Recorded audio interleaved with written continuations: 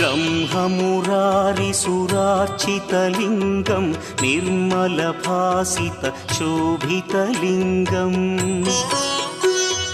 जन्मजदुःखविनाशकलिङ्गं तत्प्रणमामि सदा शिवलिङ्गम् देवमुनिप्रवरार्चितलिङ्गं कामदहन करुणाकरलिङ्गम् रावणदर्पविनाशकलिङ्गं तत्प्रणमामि सदा शिवलिङ्गम्